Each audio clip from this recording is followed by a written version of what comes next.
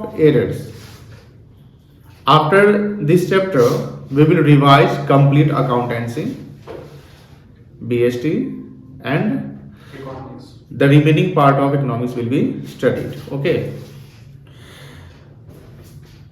The name of chapter is rectification of errors. Rectification means making corrections. Making corrections of what? Errors. Errors means what? The act which are done unintentionally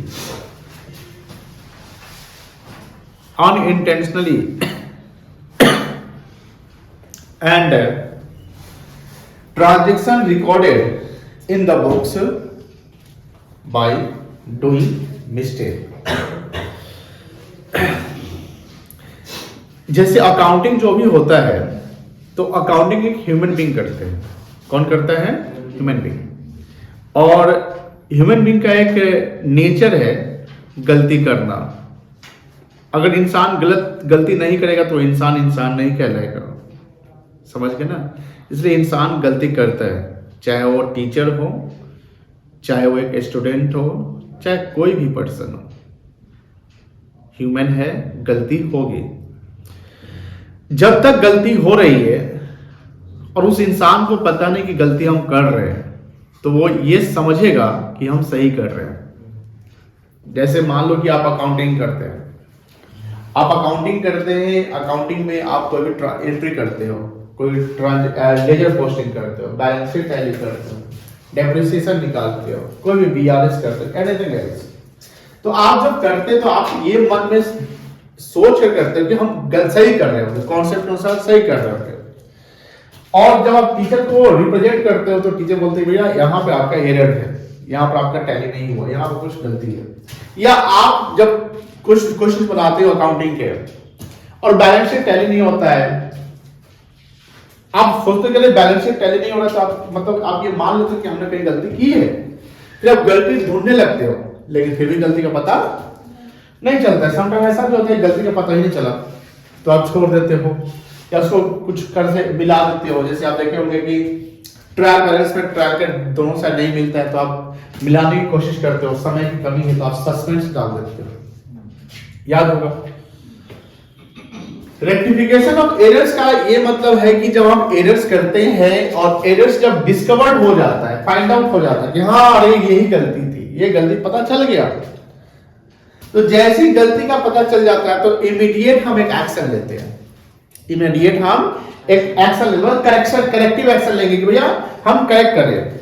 कभी भी जब आप business करते हो, कुछ भी करते हो, ध्यान रखना, जब एरर्स कोई फाइंडिंग्स होते हैं, जो एरर्स कोई डेफिशिएंसीज है, कुछ कमी है, कुछ गलतियां हैं, तो एक corrective and preventive action low. Corrective and preventive. Corrective का मतलब उसको सुधारो और प्रिवेंटिव का मतलब ये हो गया भैया ऐसी गलती फिर दोबारा ना हो. That is called preventive. जैसे हम दवा खाते हैं तो देखते होंगे कि कभी कोई स्टूडेंट्स जैसे हॉस्टल रहते हैं, बाहर है, तो उनको फूड पॉइजन हो जाता है. तो उनका करेक्टिव एक्शन क्या है कि दवा खिला के उसको ठीक करो. प्रिवेंटिव एक्शन क्या हो गया? आप आगे आपसे आपको स्ट्रीट साइड फूड जो है बाहर का खाना अवॉइड करने हैं. ऐसा होता है. तो प्रिवेंटिव एक्शन है कि भैया फ्यूचर में ऐसा ना हो, इसलिए हमको अब ये नहीं करना है. अब करेक्टिव एक्शन हो कि गलती हो चुकी है तो उसको ठीक करो. अकाउंट्स में भी जब हम अकाउंटिंग करते हैं तो एरर्स होते हैं. देखो, एक एरर्स होता है, एक फ्रॉड होता है. फ्रॉड और एरर्स में क्या दिक्कत है कि fraud is called intentionally act. हम जानबूझकर गलती कर रहे हैं. अब इंटेंशनली करते हैं इसका मतलब ये हुआ कि भैया किसी को नुकसान पहुंचाना है, तो दिस इज फ्रॉड. जहां प्रॉमिस आप तोड़ते हैं, कमिटमेंट तोड़ते हैं और तोड़कर आपको आनंद मिलता है, आपको फायदा होता है, तो आप सोचते हैं कि दिस इज फ्रॉड. लेकिन अनइंटेंशनली, अनजाने में भी गलती हो गई जिसके कारण नुकसान हो सकता है ऑर्गेनाइजेशन को, तो that is not fraud, that is mistake, that is errors. अब एरर्स तो समझ गए कि हाँ ये एरर्स हो सकती है, लेकिन जैसी एरर्स डिस्कवर हो गया उसका हम करेक्शन करेंगे and that is called rectification. Rectification का मतलब हिंदी में मतलब होता है सुधार. क्या होता है? सुधार। और एरर्स मतलब क्या होता है? गलतियां, गलतियों का सुधार। रेक्टिफिकेशन ऑफ एरर्स, गलतियों का सुधार। तो गलतियों का सुधार, तो पहले गलती क्या है, कितने प्रकार के, ये जानना जरूरी है। देखो गलती जो है मतलब एरर्स जो होते हैं वो 4 प्रकार के होते हैं। कभी भी एरर्स अगर रह जाए, जिससे बुक्स ऑफ अकाउंट का जो रिजल्ट है वो सही नहीं आता है, प्रॉफिट सही एसेटेंड नहीं कर सकते हैं, बैलेंस शीट टैली होने में दिक्कत होता है, जो फाइनेंशियल डेटा होता है एग्जैक्ट रिजल्ट नहीं देता है, true and fair financial position नहीं शो होता है। इसलिए ऑब्जेक्ट होता क्या है कि एरर्स को जब हम रेक्टिफाई कर देंगे तो सब कुछ ठीक हो जाएगा। और हमारे शरीर में कोई बीमारी है, छोटी मोटी बीमारी है, इसको इग्नोर करते हैं, चलो इग्नोरेबल है, लेकिन जब मेजर हो जाए उसको आप इग्नोर करने लगोगे तो कहीं ना कि वो मौत का कारण भी बन सकता है, किसी को हो सकता है ना। इसलिए कंपनी में जब एरर्स हो और एरर्स को आप इग्नोर करते चले गए तो कंपनी के मौत का कारण कंपनी बंद हो सकती है। दैट्स व्हाई एरर्स को रेक्टिफाई करना जरूरी होता है। अब हमने जस्ट बताया कि एरर्स के प्रकार जानने हैं, तो एरर्स के जनरली 4 प्रकार होते हैं। There are 4 types of errors. कितने प्रकार के? 4 प्रकार के, 4 types of errors. One of them is error of omission. Error of omission, OMI SSION, error of omission. Error of omission क्या है ये समझिए। जैसे मान लो कि बिजनेस में बहुत सारे वाउचर्स आते हैं, मान लो कि ये वाउचर्स है, अब ये वाउचर से एक ही बार इतना वाउचर है और हमको एंट्री करने को मिला, हम ऐसे से एंट्री कर रहे हैं, डे बाय एंट्री कर रहे हैं, इसमें से गलती से ये वाला जो है ये पेज वैसे ही सटा हुआ इधर चला गया, हमको पता नहीं चला, फिर और एंट्री करी, सब एंट्री कर ली, एक जो वाउचर था वो सटा हुआ रह गया, हम उसको ओवरव्यू कर गए। ओवर जान कुछ छोड़े थे क्या? जान छोड़े थे, फ्रॉड हो जाता, हमने हमको अनजाने में मतलब छूट गया, हमने एंट्री कर दिया। अब जो ट्रांजैक्शन जिस वाउचर का हम एंट्री नहीं किए, डेबिट हुआ ना क्रेडिट हुआ, छूट गया ना। ओमिशन को हिंदी में बोलते हैं छूट जाना, भूल जाना, ओमिटेड नहीं होता है। तो जहां पर हम कोई ट्रांजैक्शन को हम ना डेबिट किए ना क्रेडिट किए, जैसे मान लो कि ये जो बिल था वो परचेज का बिल था, परचेज फ्रॉम सैयद, तो परचेज फ्रॉम सैयद का एक बिल था, तो सैयद तो अपना एंट्री कर लिया था, जो भी है, सैयद दूसरा बिजनेसमैन है, मैं दूसरा बिजनेसमैन हूं, लेकिन हम अपने बुक में सैयद के बुक में एंट्री किए ना परचेज बुक में एंट्री किए। परचेज फ्रॉम सैयद से कहां कहां एंट्री जाएगा? सैयद बुक सैयद के अकाउंट में जाएगा, परचेज अकाउंट या परचेज बुक में जाएगा ना, परचेज बुक में डेबिट किए ना सैयद अकाउंट में क्रेडिट किए, ना डेबिट हुआ ना क्रेडिट हुआ। हम आगे जब ट्रायल बैलेंस बनाएंगे तो ना डेबिट है ना क्रेडिट, तो ट्रायल बैलेंस टैली हो जाएगा ना, बराबर हो जाएगा, क्योंकि उसका तो इंपैक्ट ही नहीं है, जीरो है, खत्म है। लेकिन एंट्री छूट गया है, वो ट्रांजैक्शन छूट गया, एक छूटा बहुत सारा छूट सकता है, कुछ भी हो सकता है। तो this is called the error of complete omission. Complete मतलब पूरा छूट गया, this is called the error of complete omission. नहीं हुआ, ना डेबिट हुआ ना क्रेडिट हुआ, यानी उस ट्रांजैक्शन को कहीं रिकॉर्ड ही नहीं, वो ट्रांजैक्शन दिख ही नहीं रहा है। मान लो कभी होता है कि 25 मशीन का पार्ट आया, जैसे 24 मशीन का एंट्री हो गया, 25वां का एंट्री नहीं हो रहा, लेकिन 25वां मशीन काम कर रहा है, ऐसा भी हो सकता है। जिसका एंट्री ही नहीं हो रहा है, यानी देखो एक्चुअल में कैश पे, जैसे मान लो सैयद को पैसा दिए या मान लो गुड्स परचेज किए सैयद से, तो इन्वेंट्री तो हो गया ना मेरे पास, सामान तो आ गया, फिजिकली सामान है कि नहीं है, लेकिन बुक्स में सामान निकला है। तो अकाउंटिंग तो बुक्स को देखकर करेंगे हम, अब फिजिकली से बाद में हमको मिलान करना होगा, चलो फिजिकली चेक कर लो कितना इन्वेंट्री है, तब पता चलेगा अरे बुक्स में तो कम दिख रहा है, फिजिकली तो इतना, इसका एंट्री कहां है। या कभी सैयद का बुक होगा, या सैयद जब पैसा मांगने आएगा तो सैयद का बैलेंस अपने बुक में मेरा अकाउंट और उसके बुक में मेरा अकाउंट में बैलेंस से मिसमैच हो जाएगा। कैसे मिसमैच होगा? क्योंकि सैयद हमको बेचा तो एंट्री कर लिया, सैयद से जो हम खरीदे वो एंट्री, अब सैयद को जो पैसा हम देंगे हम अपने बुक में चेक करेंगे सैयद के अकाउंट में कितना पैसा है, वो भी चेक करेंगे नीपू सर के अकाउंट में कितना पैसा, चलो देख लेते हैं। तो मिसमैच कर जाएगा। फिर वो बताएगा देखिए इतना तारीख का बिल भेजे थे, ये देखिए ये है मेरे पास सबूत है, वो सबूत दिखाएगा। हम कह रहे इसका तो एंट्री नहीं दिख रहा है। फिर हम क्या करेंगे, अपने अकाउंटेंट को बोलेंगे, जूनियर स्टाफ को बोलेंगे, जाके देखो तो इस डेट का, जाओ रूम में, अकाउंट वाले रूम में जहां वाउचर रखा था, देखो तो वाउचर है क्या ऐसा। फिर वो एक एक करके वाउचर दिखेगा, हाँ सर ये तो वाउचर है, ये है, अरे इसका एंट्री नहीं हुआ था। तो पता चलेगा ये हो गया डिस्कवर्ड एरर। क्या हो गया, उसको रेक्टिफाई करके सुधार करके एंट्री पास करना पड़ जाएगा। तो एरर 4 प्रकार के हैं, जिसमें हमने एक बताया था एरर ऑफ ओमिशन, और एरर ऑफ ओमिशन में भी 2 एरर्स है। एक एरर ऑफ कंप्लीट ओमिशन, जहां पर कंप्लीटली ना डेबिट हुआ ना क्रेडिट हुआ। दूसरा, मान लो कि हमने सैयद से परचेज किया, तो क्या एंट्री होगा, purchase account debit to Syed. हम परचेज की बुक में डाल दिए, गुड्स दिखा दिए, लेकिन सैयद के अकाउंट में डालना ही छूट गया, भूल गए, ये भी हो सकता है गलती, ये भी ओमिशन है। लेकिन ये कंप्लीट ओमिशन कहां है, एक जगह तो दिख रहा है। तो this is called error of partial omission, error of partial. तो पार्शियल हुआ, एक जगह दिख रहा है, एक जगह नहीं दिख रहा है। कंप्लीट ओमिशन क्या हुआ, कहीं नहीं दिख रहा है। तो एरर ऑफ ओमिशन के 2 प्रकार, एरर ऑफ कंप्लीट ओमिशन और एरर ऑफ पार्शियल ओमिशन। कोई दिक्कत नहीं है, एरर समझ गए।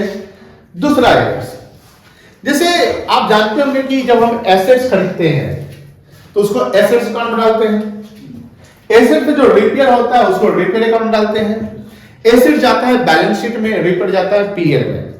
जो भी पीएल में एक्सपेंडिचर जाता है उसको रेवेन्यू एक्सपेंडिचर कहते हैं। क्या कहते हैं, रेवेन्यू एक्सपेंडिचर। जो बैलेंस शीट में जाता है उसको कैपिटल एक्सपेंडिचर बोलते हैं। कैपिटल क्या बोलते हैं, कैपिटल एक्सपेंडिचर। जैसे मान लो कि हम ये पोडियम खरीदे, ये आईपैड खरीदे, ये स्क्रीन खरीदे, टीवी खरीदे, ये जो फर्नीचर है, this all are the capital expenditure. इसमें तो मेरा खर्चा हुआ है ना, ये सब पे मेरा खर्चा है, मेरा पैसा लगा हुआ है, लेकिन ये रेगुलर यूज के लिए है। और रेगुलर यूज के लिए तो ये मुझे इकोनॉमिक बेनिफिट्स दे रहा है। This is my assets and the amount spent on purchase of assets is called capital expenditure. कोई दिक्कत नहीं है। लेकिन मान लो कि हम जैसे कार खरीदे, बाइक खरीदे, एसी खरीदे, टीवी खरीदे, कुछ भी खरीदे, और इसमें हम रिपेयर करवा दिए, कुछ मतलब एएमसी करवा दिए। जैसे एसी का एएमसी हो गया, एएमसी एनुअल मेंटेनेंस। अब मान लो कि उसका एनुअल मेंटेनेंस करवा रहे हैं, रिपेयर करवा रहे हैं, तो ये तो मेरा पीएल का खर्चा क्योंकि सालाना करना पड़ेगा। जो सालाना खर्चा हो जाके कंज्यूम हो जाता है उसको बोलते हैं रेवेन्यू एक्सपेंडिचर। जैसे स्टाफ को सैलरी दे रहे हैं, रेवेन्यू एक्सपेंडिचर है। सैलरी एडवांस तो वो मेरे लिए एसेट से कैपिटल हो गया। तो रिपेयर मेंटेनेंस रेवेन्यू है। अब प्रॉब्लम ये होती है, जैसे मान लो कि आपने एसी खरीदा, उसका दाम था 70,000 रुपए। एसी को हमने भाड़ा पे लाया, मान लो मार्केट की दुकान से यहां पर, उसको 2,000 रुपया भाड़ा दे दिया। वो इंजीनियर आया, वो इंस्टॉल करता है, बोलता है सर मेरा फिर 3,000 रुपया लगेगा। हमने बोला लीजिए। एसी इंस्टॉल हो गया, एसी से एसी कूलिंग करने लगा, रूम चिल हो गया। अब एसी को हमने खरीदा 70 में, 2,000 भाड़ा, 3,000 इंस्टॉलेशन चार्ज, तो 5,000 खरीदने के बाद 5,000 जो खर्चा हुआ वो खर्चा हम एसी में जोड़ेंगे कि खर्चा पीएल अकाउंट में डाल देंगे? एसी में जोड़ेंगे। और एसी में जोड़ेंगे तो एसी का दाम हम कितना मानेंगे, 70,000 मानेंगे, 75,000 मानेंगे, 75,000 मानेंगे, कोई दिक्कत नहीं है। अब उसके बाद मान लो कि हम एक एनुअल मेंटेनेंस करवाते हैं, या मान लो कि वाटर लीकेज हो रहा है तो हम इंजीनियर को बुलाते हैं। वारंटी पीरियड मान लो नहीं है, उसका चार्ज 500 रुपया हो गया, हमने 500 दे दिया। अब वो 500 क्या कहलाएगा, पीएल में जाएगा, वो 500 कहलाएगा रेवेन्यू एक्सपेंडिचर। और ये जो 5,000 रुपये दिए वो क्या कहलाएगा, कैपिटल एक्सपेंडिचर। अब प्रॉब्लम क्या होती है कि अकाउंट, आपको पता है तो आपने भटभट बोल दिया, लेकिन जिसको पता नहीं बोला ना खर्चा है। मान लो एक वर्कर आया नीचे से उठा के बोला कि सर हम 100 रुपया लेंगे उठाने का, मान लो 2 तल्ला पे है ना ये, अब नीचे से उठा के लाया, बोला कि सर हम तो 100 रुपया लेंगे उठाने का। हम लाओ यार 100 रुपया तुमको भी देते हैं, वेजेस मजदूरी। अब वो 100 रुपया भी किसका पार्ट माना जाएगा, एसी का ही पार्ट माना जाएगा। तो this is called capital expenditure. तो कभी कभी होता क्या है, अकाउंटेंट गलती कहां करता है कि कैपिटल एक्सपेंडिचर को रेवेन्यू मान लेता है। जैसे वेजेज वाला पीएल में डाल दिया, या रेवेन्यू एक्सपेंडिचर को कैपिटल मान लेता है कि रिपेयर मेंटेनेंस है, चलो एसेट में जोड़ देते हैं। अब ये भी एरर्स, अब ये एरर कैसे है सर? ये एरर ऐसे है कि सर अगर हम रेवेन्यू को कैपिटल मान ले तो एग्जैक्ट प्रॉफिट लॉस गड़बड़ा जाएगा। जो खर्चा था उसको आप एसेट्स बना दिए, बैलेंस शीट भी गड़बड़ हो जाएगा। और मान लो कैपिटल एक्सपेंडिचर को रेवेन्यू बना दिए, इसे प्रॉफिट लॉस गड़बड़ा जाएगा, प्रॉफिट कम जाएगा और एसेट जितना दिखना चाहिए एक्चुअली उतना एसेट्स दिखेगा नहीं, डेप्रिसिएशन गड़बड़ा जाएगा। This is also the error. और ये एरर ऐसा एरर है जहां पर आपको अकाउंटिंग प्रिंसिपल का कॉन्सेप्ट पता नहीं है, यानी अकाउंटिंग कॉन्सेप्ट ही हिला हुआ है। देखो 500 से 5000 लिख दिए, यहां अकाउंटिंग कॉन्सेप्ट में कोई फर्क नहीं पड़ा। वो 500 से 5000 गलती कोई भी कर देगा, चार्टर्ड अकाउंटेंट भी कर देगा, कर देगा नहीं कर देगा। 25 को 22.5 लिखना है, 5 को लिखा जाएगा। 100% गलती हो सकता है, चांस है, सीए भी कर देगा, जिसका 25 साल का एक्सपीरियंस है वो कर देगा। लेकिन अगर ये वाला एरर सीए करेगा, ऐसे एरर वो सीए नहीं कर सकते हैं। लेकिन अगर सीओ कर दिया तो मान लो सीओ नालायक है। कैपिटल को रेवेन्यू, रेवेन्यू कैपिटल मतलब वो अकाउंट पढ़ के नहीं आया है। और यहां अगर वो गलती करता है तो समझ लो कि वायलेशन कर रहा है, उल्लंघन कर रहा है। किसका? अकाउंटिंग कन्वेंशंस का, अकाउंटिंग प्रिंसिपल्स का वो वायलेशन कर रहा है। वायलेशन मतलब उल्लंघन। आप नियम नहीं मान रहे हैं। अकाउंट्स पढ़ते तो नियम मानते हैं ना, डेबिट का क्रेडिट का, तभी तो रूल्स पढ़ते हैं। Debit the receiver, credit the giver, debit what comes in, credit what goes out, debit all expenses, loss और credit all income and gains. अब ऐसा नियम पढ़ के तो अकाउंटिंग करते हैं, नहीं नियम पढ़ते तो हम चलाते दुकान बिना अकाउंटिंग करे हुए, तो लोग प्रॉफिट कमेबे करते हैं। एग्जैक्ट प्रॉफिट कितना होता है, कितना टैक्स बनता है, वो बात की बात है। जितना भी अकाउंटिंग करते, सिंगल ये जो स्ट्रीट वेंडर होगा, सिंगल एंट्री सिस्टम पढ़े थे ना, उसको तो पता नहीं होगा अकाउंटिंग क्या होता है, अकाउंटिंग का स्पेलिंग नहीं पता होगा, फिर भी वो बिजनेस कर रहा है। लेकिन आप यहाँ क्यों पढ़ रहे हैं?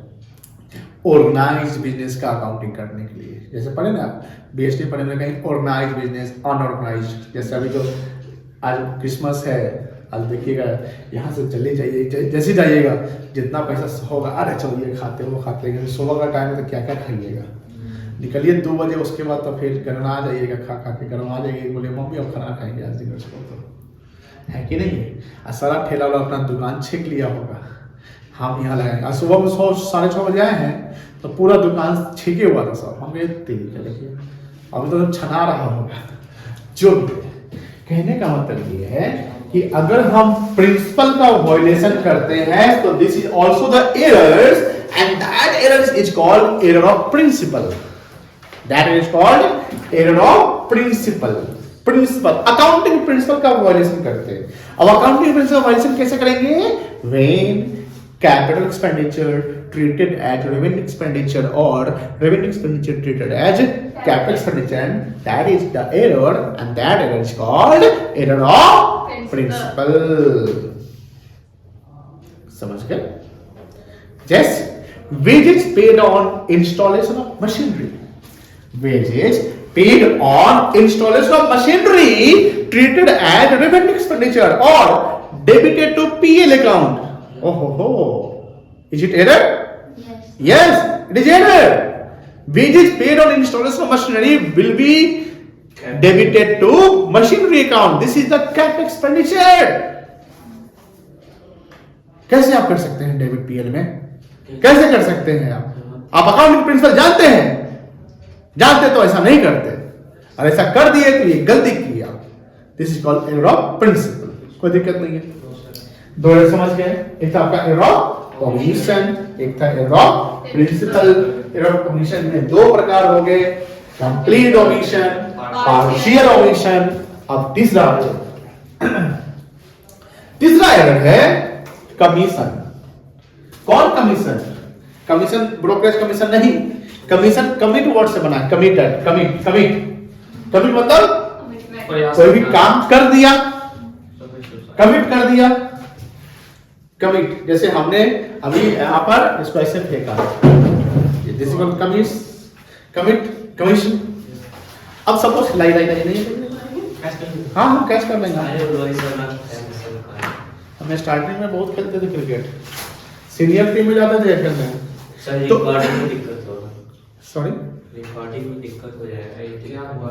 कोई बात नहीं, प्रोफेशनल हम क्रिकेटर की ना बात करते हैं। देखिए अब एरो कमीशन क्या है समझिए। जैसे मान लो कि आपको लिखना है 5200 रुपीज, मान लो कि परचेज किए 5200 का, और इसकी जगह पर लिखा गया 2500। गलती होगा, ये गलती है। अब यहाँ प्रिंसिपल कैपेक्स में रेवेन्यू नहीं ना हुआ, छूटा कुछ नहीं ना, छूटा लिखाया भी प्रिंसिपल के, ये एरर प्रिंसिपल भी नहीं हुआ क्योंकि कैपिटल रेवेन्यू ट्रीट नहीं कर रहे हैं, लेकिन कमिट तो कर दिए गलती। This is called clerical errors. जो क्लरिकल एरर्स होते हैं इसको एरर कमीशन कहते हैं।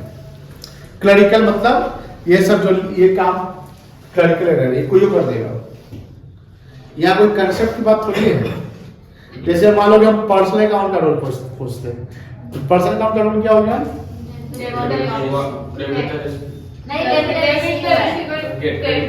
कोई दिक्कत नहीं है। अब यहाँ पर आप पर्सनल अकाउंट क्या है तो भी नहीं, नहीं करता है, debit word counseling credit word goes out, यही बोल दिया तो आप अकाउंट से नहीं पढ़े। तो क्रिटिकल एरर थोड़ी है, तो कन्वेंशनल एरर कर रहे हैं आप, सिस्टम को आप फॉलो कर बना दे रहे हैं। चलिए तो 2500 को 5200 लिख देना या 5200 को 2500 लिखना, this is called the clerical mistake and this is the error of commission. ये भी हो सकता है कि 5200 है, लिखाया हुआ 5200, लेकिन कैरी फॉरवर्ड जब कर रहे हैं तो 2500 कर रहे हैं, हो सकता है। आप टोटलिंग के जैसे पोस्टिंग समझते हैं, पोस्टिंग क्या होता है? जर्नल से जो पोस्ट करते हैं। अब जर्नल में मान लो कि 2500 डेबिट क्रेडिट हो गया, लेकिन एक गलती वहां पर 5200 करके कर दिए, एक जगह 5200 लिख दिएगा 2500 लिख दिए, ऐसा रॉन्ग पोस्टिंग हो सकता है। कास्टिंग क्या होता है? कास्टिंग क्या होता है? कास्टिंग मतलब है टोटलिंग करना, टोटलिंग मतलब सम अप करना, जैसे लेजर का टोटलिंग करते हैं ना, टोटलिंग जर्नल का टोटलिंग करते। अब टोटलिंग करते तो क्या हमेशा गलती सही रहता है? टोटलिंग कभी टोटलिंग में एरर करते हैं, रॉन्ग कास्टिंग। तो देखो एरर कमीशन क्या क्या हो सकता है? Wrong amount, wrong posting, wrong casting, wrong carry forward, wrong accounting head, हो सकता है ना, रॉन्ग अमाउंट। तो this type of error is called error of commission. क्या कहलाएगा? Error of commission. 3 एरर समझ गए? पहले एरर क्या था? Error of omission. दूसरा एरर क्या है? Error principle of error of principle. तीसरा एरर क्या है? Error of commission. Error of omission कितने प्रकार के? 2। कौन कौन सा? Complete omission and partial omission. अब चौथा एरर समझो। चौथा एरर क्या होता है? बड़ा मजेदार एरर है। मान लो लिखा हुआ है paid to Aryan 500,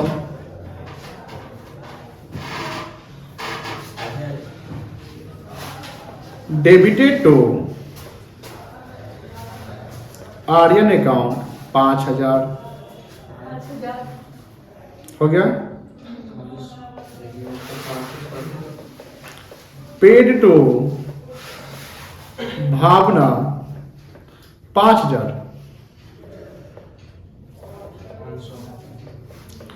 debited to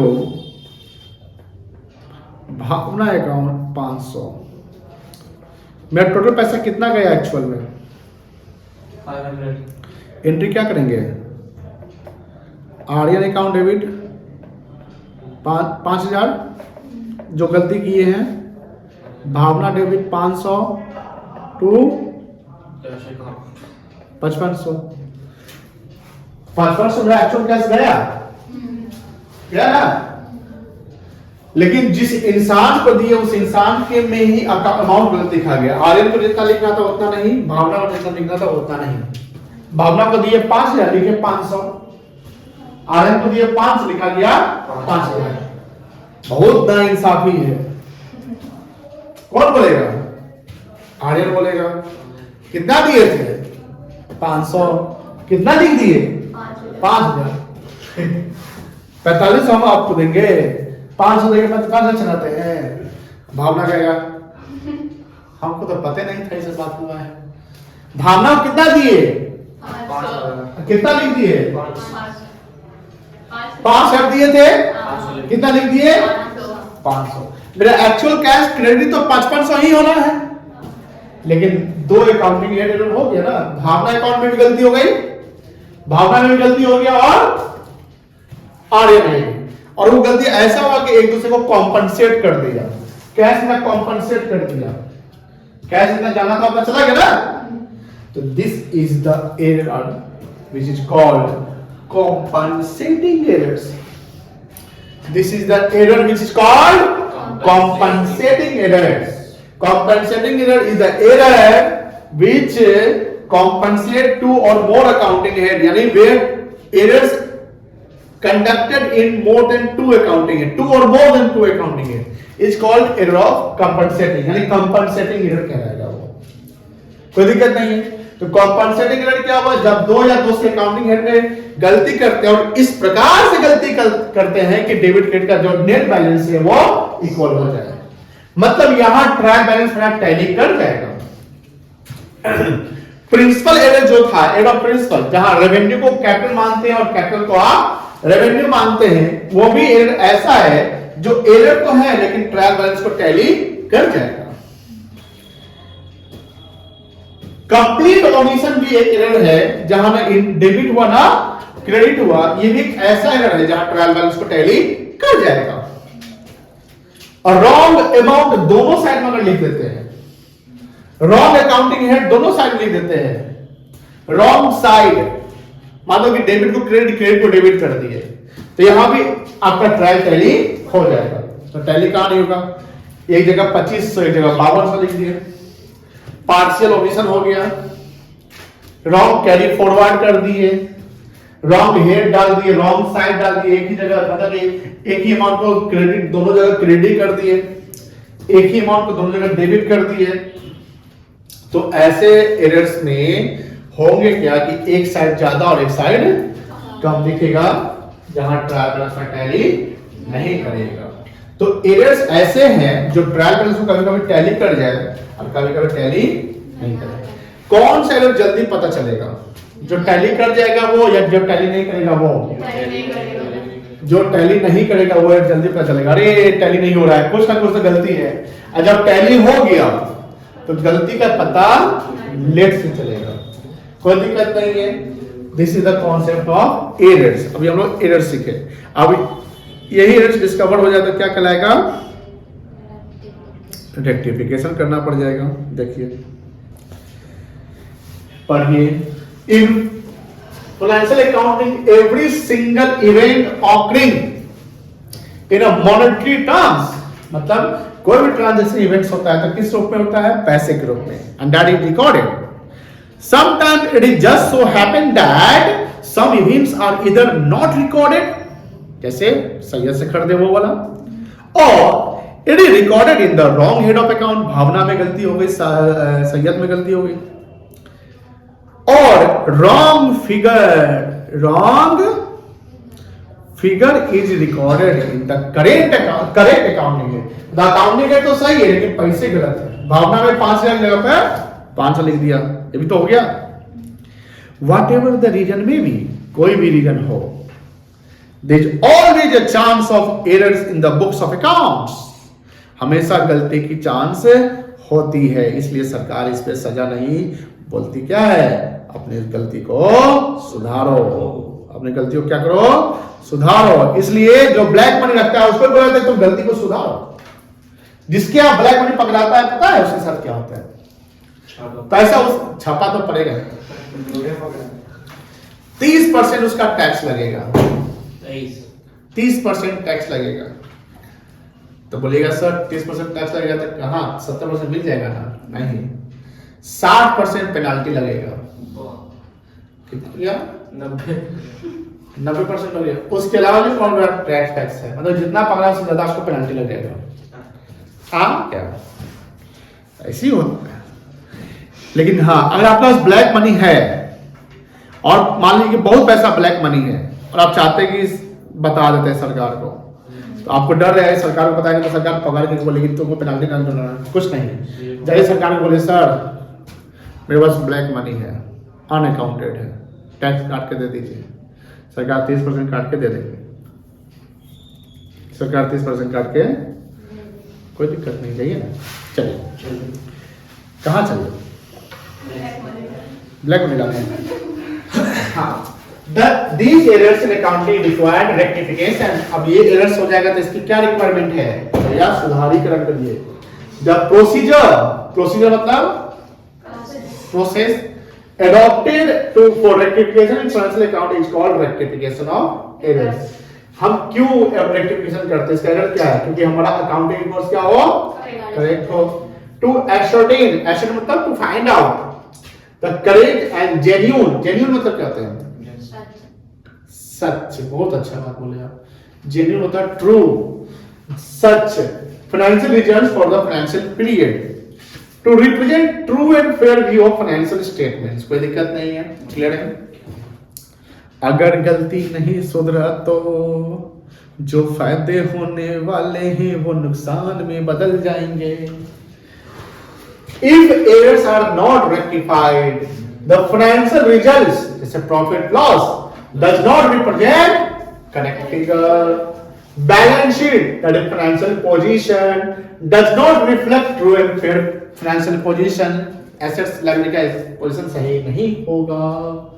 Defective accounts मतलब गड़बड़ accounts, खराब accounts, create numerous problems, बहुत प्रॉब्लम क्रिएट करेगा। जीएसटी वाला चिल्लाएगा, इनकम टैक्स वाला चिल्लाएगा, स्टाफ चिल्लाएगा, क्रेडिटर्स चिल्लाएगा, बैंकर्स चिल्लाएगा, कस्टमर डिमांड नहीं करेगा क्योंकि आपका बिजनेस का फाइनेंशियल पोजीशन ही खराब है। Problems at various stage of business, ठीक है ना। इसलिए अकाउंटिंग बहुत जरूरी है, सही से करना, कोई दिक्कत नहीं है। चलिए आगे क्लास हम लोग कल करते हैं। समझ में नहीं ना आया, क्या गया।